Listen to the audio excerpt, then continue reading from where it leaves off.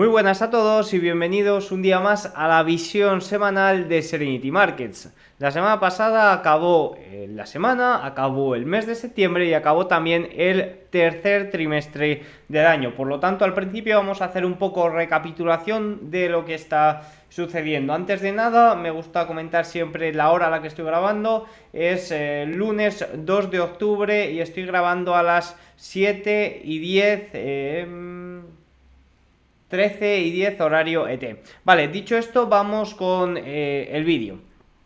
Como he dicho, vamos primero a dar un poco repaso a cómo cerraron los diferentes activos el trimestre. También vamos a comentar todo lo sucedido la semana pasada. Sí que es cierto que la semana pasada, exceptuando el viernes, no hubo comentarios muy relevantes, pero sí que comentaremos posicionamiento de Goldman, que ya lo comentamos en el vídeo pasado, como hay un gran porcentaje de cortos. Vamos a ver también cómo se ha comportado el S&P 500 en otros momentos donde los cortos han sido tan elevados recientemente como esta situación. También comentaremos lo que sucedió el viernes con esos datos tanto de IPC en la eurozona como de PCE, el dato de inflación más seguido por la Reserva Federal en Estados Unidos el viernes. Así que nada, dicho eso, vamos ya a lo que tenemos en pantalla, que es un informe que estará publicado en la web de Serenity junto con este vídeo.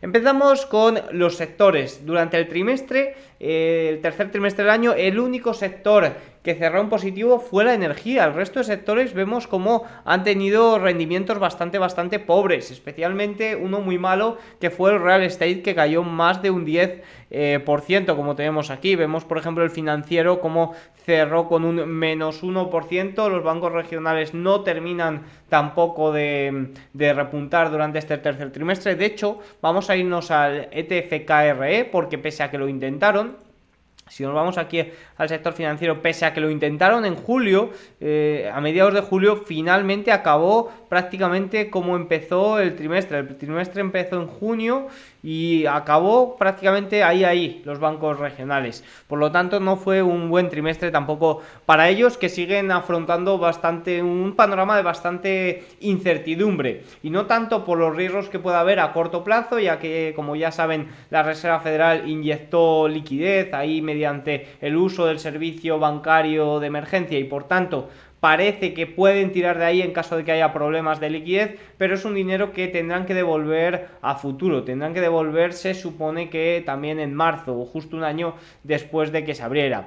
Aquí la duda estará en esos meses si se podrá devolver o no. Por lo tanto, la energía el mejor sector. Sobre todo hemos visto un repunte en el petróleo West Texas, en el petróleo crudo. También hemos visto un repunte en el gas natural. Los precios de la gasolina, recuerden que en Estados Unidos se encuentra ahora mismo en el nivel más elevado de su historia, por encima incluso del año 2022, justo en este momento. Sí que es cierto que a mediados de octubre repuntó en el año 2022 otro poco, después de repuntar más, pero en este momento se encuentra al nivel más elevado. Es un gráfico que se ha compartido por Serenity Markets en numerosas ocasiones.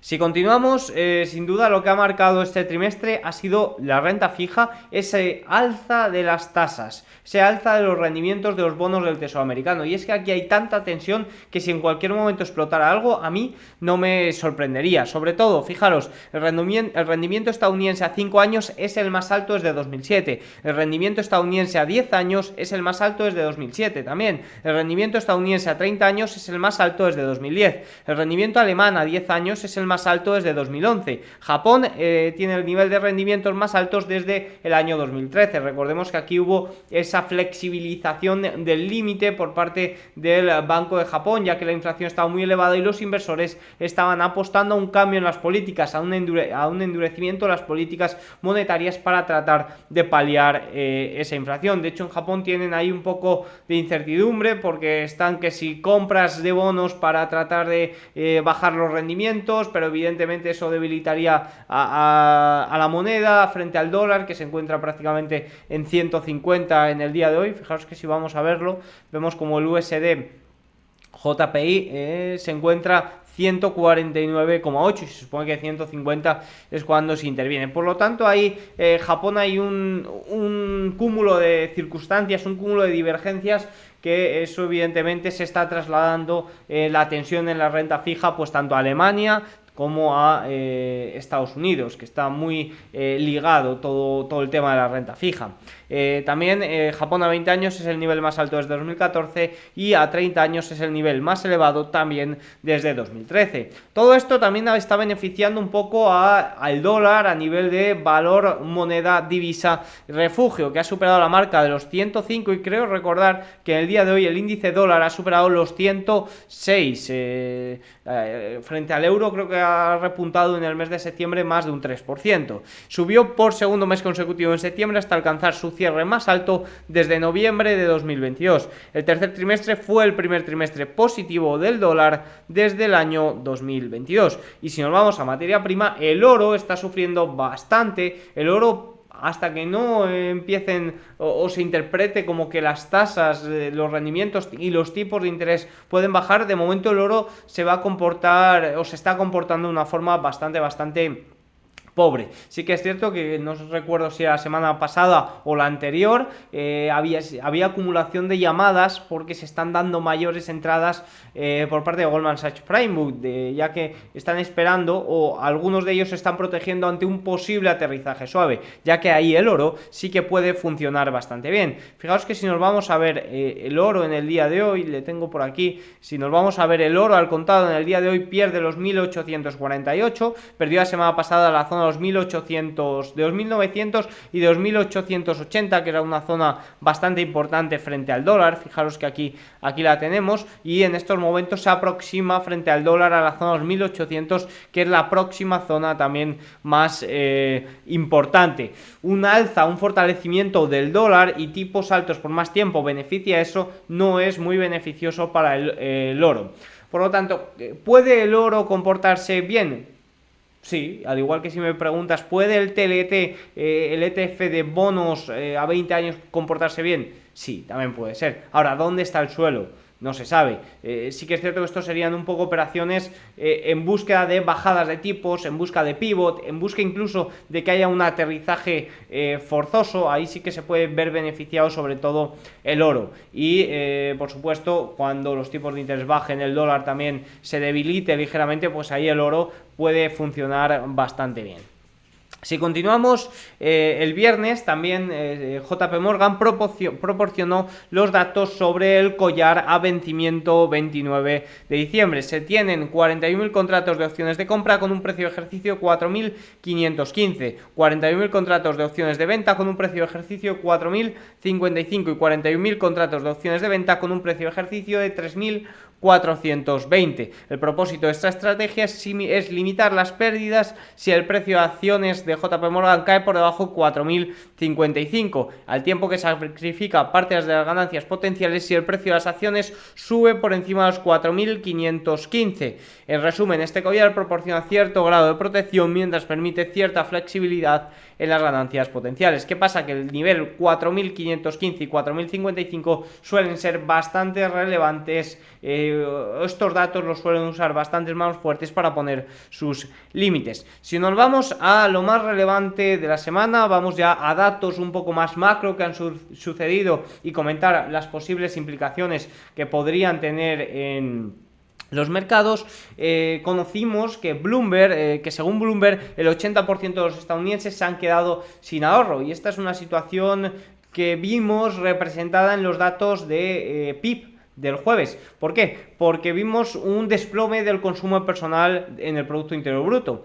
Y sí que es cierto que el consumo es la gran pata que sostiene la economía estadounidense, y detrás de ello pues podríamos decir que está el exceso de ahorro, está la tasa de ahorro, está también los préstamos al consumo con unos tipos de interés muy elevados, y está también que había ayudas que vienen desde la pandemia, como por ejemplo esa moratoria del pago de los préstamos estudiantiles que se reinicia este mes de octubre. Por lo tanto, esos son factores que pueden afectar a empresas, por ejemplo, de consumo discrecional, que se están viendo flujos de salida bastante grandes por parte de Primebook. Os recomiendo que vayáis a Serenity. Este mismo lunes he publicado el posicionamiento y los flujos de Goldman Sachs Primebook, y se ven salidas en consumo discrecional. ¿Por qué? Porque es un dinero, por ejemplo, el de los préstamos estudiantiles, que si tienes que pagar 250, 390 dólares al mes, es un dinero que no va a ir a otro tipo de consumo más discrecional. Se intuye que el consumo básico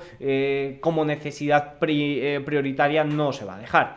También hemos tenido durante la semana pasada datos de la vivienda, y sobre todo me gustaría comentar que el dato de la vivienda Case-Shiller, que refleja los datos de vivienda de las 20 principales ciudades estadounidenses, subió un 0,1% interanual. Este es el primer aumento en 5 meses en comparación con las previsiones del mercado. Bueno, fue el primer aumento interanual.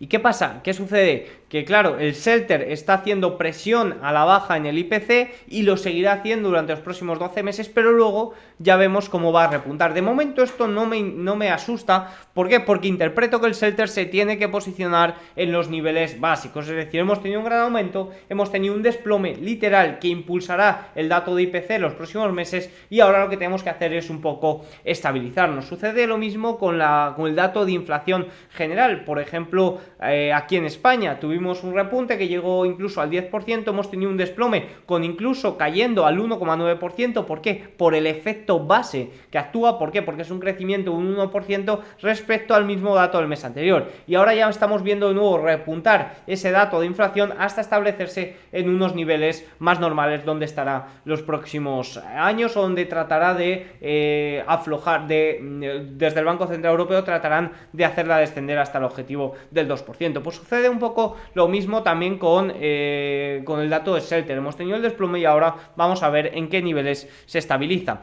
Lo que sí que es curioso es el cambio, el corte que puede haber entre precios de la vivienda nueva y entre precios de la vivienda de segunda mano y precios de la vivienda nueva. Fijaros, por primera vez en la historia, la media de los precios de la venta de vivienda de segunda mano estadounidenses compiten con los precios de venta de viviendas nuevas. El precio medio de las viviendas de segunda mano fue de 407.100 dólares en agosto, un aumento del 3,9% respecto al de hace un año. El precio medio de las casas nuevas vendidas fue de 430.300 dólares en agosto, por debajo de los 440.300 dólares de hace un año.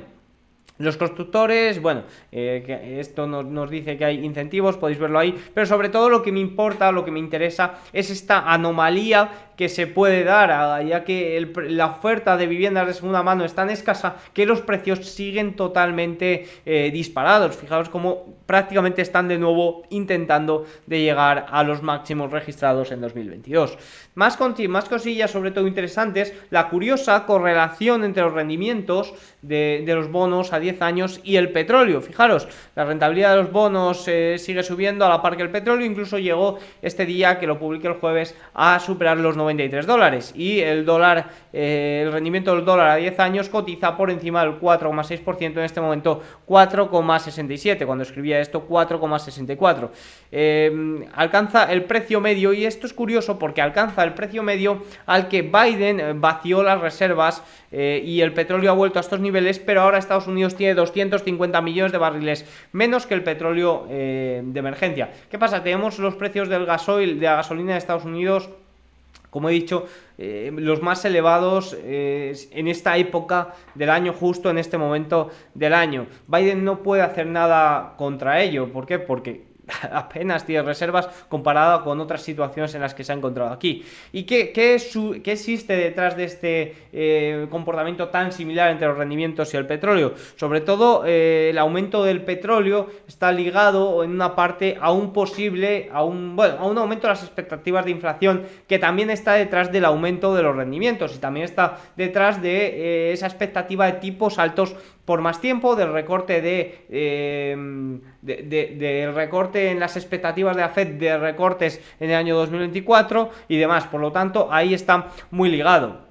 Y evidentemente el petróleo, por ejemplo, también la eurozona, que el alza del petróleo y la diferencia, el alza también de los rendimientos que impulsa también el dólar, y la diferencia ahí entre el dólar y euro hace que también importemos inflación, porque el petróleo se compra en dólares, y pese a lo que se diga de desdolarización, los pagos en dólares de momento, el SWIFT sí que es cierto que ahí no está China y demás, se encuentran en niveles máximos con un 46%, y fijaos que frente al euro, el euro ha sufrido una caída muy considerable. Sin duda esto es un problemón también que se suma a la situación de la eurozona. Si nos vamos ya a quizás lo más importante que sucedió la semana pasada, nos vamos a esos datos de Producto Interior Bruto estadounidenses, que el dato salió en 2,1%, al igual que se esperaba de la última revisión, pero sí que es cierto que fue destacable el gran desplome del consumo personal con respecto a la primera revisión.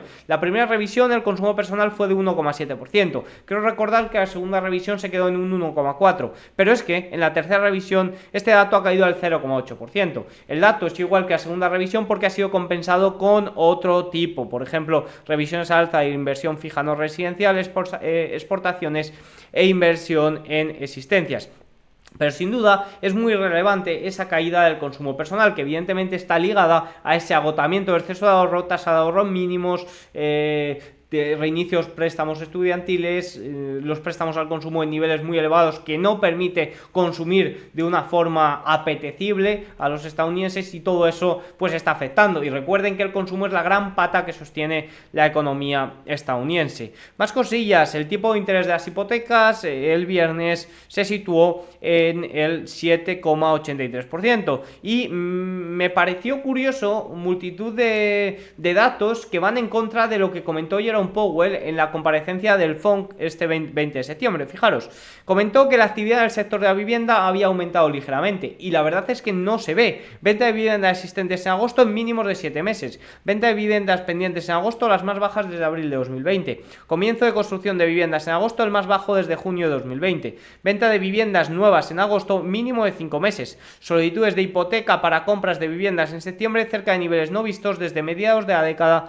de 1990. Índice de confianza de la Asociación Nacional de Constructores de Vivienda en septiembre, mínimo de 5 meses. Y tasas hipotecarias fijas a 30 años en máximos desde agosto de 2000, en 7,83%. Por lo tanto, pese a que Powell diga que la actividad en la vivienda está repuntando, no se termina de ver. Lo que se ve es un aumento de los precios, pero porque no hay oferta. Esa es la situación que está viviendo la vivienda en Estados Unidos. Si nos vamos al dato de IPC de la eurozona, fue unos datos bastante óptimos los que tuvimos para cerrar la semana. Sí que es cierto que el mercado cerró la semana a la baja y quizás choca más viendo los datos de inflación que vamos a ver, pero también hay que tener en cuenta que estamos en un momento de estacionalidad bastante malo. En octubre cierran muchos fondos mutuos, por lo tanto había bastantes ventas. De hecho, ya lo comentó Goldman la semana pasada y estaba comentado también en la web de Serenity. Yo por ahí voy actualizando todo, y ahora también vamos a darle mucha más caña a papers, comentarios de analistas, sobre todo por la sección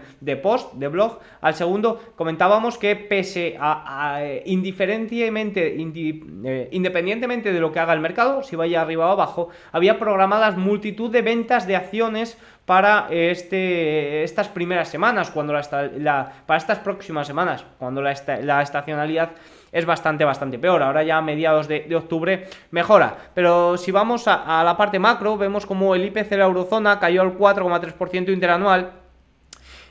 Aumentaron a un menor ritmo, y sobre todo vimos una caída de unos datos por encima del 5%. La subyacente también cayó al 4,5%. Y aquí lo que sucede es el efecto base. El dato, a diferencia en la eurozona y en Alemania, a diferencia en España, se quitaron en septiembre medidas de ayuda, como el descuento de los carburantes, y como también había un billete a 9 euros, creo que en Alemania y demás, y eso hizo saltar a la inflación en septiembre del año 2022. Evidentemente el dato del 4% es un crecimiento de los precios del 4% frente a ese mismo dato de septiembre del año 2022. Si el dato de septiembre del año 2022 es más elevado, y en estos momentos el dato de inflación tanto de intermensual de un mes como de otro es muy similar, pues vemos como el dato de crecimiento debería de ser menor. Por lo tanto, ahí se habla de este efecto base. Al final es como todo, en unos países llega antes y en otros un poco después por cómo se jugó con las medidas fiscales.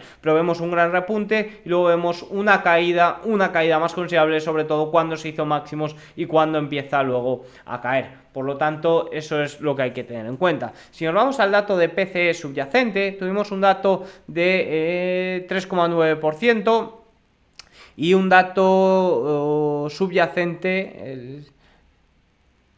un dato general del 3,5% y un dato subyacente del 3,9%, que es mucho más encallada. Pero sí que es cierto que si nos vamos a los datos de Timiraos, al punto positivo que nos marcaba Timiraos, es que veíamos un más 2,6% en la tasa semestral anualizada, que es la segunda más baja desde el año 2020. Ese es el punto positivo. Ahora, ¿qué pasa? Como puntos negativos, estamos viendo un repunte después de la deflación de los precios de los bienes, que se recuperaron con fuerza y avanzaron un 0,8%, que fue el mayor aumento desde junio de 2022. Evidentemente es un aumento después de periodo de deflación, por lo tanto es un aumento para volver en principio a la normalidad, pero que habría que vigilar, no vaya a ser que se empiece a disparar de nuevo, y ahí sí que, sumado al aumento del precio de las materias primas, podríamos ver o podríamos preocuparnos más por un segundo rebote inflacionista. ¿Por qué? Por esto, como punto negativo, más 3,2%, una tasa anualizada de 3 meses. Los últimos 3 meses estamos viendo el repunte, que puede ser peligroso. Ahí es donde está el problema. Y ya por último, de datos macros, ayer domingo tuvimos datos PMI Caixin de China. En China están de vacaciones y lo estarán durante la próxima semana, por lo que creo que los mercados financieros no abren, o si abren tienen muy poquita actividad. El dato fue peor de lo esperado. Sí que es cierto que en China tuvimos algún dato entre semana como los beneficios industriales que salieron positivos. Eso impulsó ligeramente tanto al mercado chino como al mercado europeo, que depende mucho de China, pero el dato del domingo no ha sido para nada positivo. Un PMI de manufacturas a 50,6 respecto a 51 y un PMI de servicios a 50,2, ojo, 50,2 respecto a 51,8 del mes anterior. No son datos muy halagüeños, vamos a decir, y más viniendo de agosto, cuando se esperaba o cuando hubo unos datos de ligero repunte. Hay que decir que PMI Caixin no son los datos oficiales de PMI de gestores de compras, tendrán que venir los del gobierno. Para estar de vacaciones supongo que serán la semana que viene. Pero sí que es cierto que son bastante importantes para seguir al mercado, y eso ha hecho que, por ejemplo, el lunes el Eurostoxx 600 caiga un 1% y tengamos de nuevo la rentabilidad de los bonos alemanes subiendo un 2%. Está muy ligado a los mercados chinos y eso pues no causa muy buena sensación. Por lo tanto, esto es un poco lo que sucedió la semana pasada, los comentarios y datos más relevantes. Ya sabéis que toda la información actualizada la tendréis en la web de Serenity Market. Chao.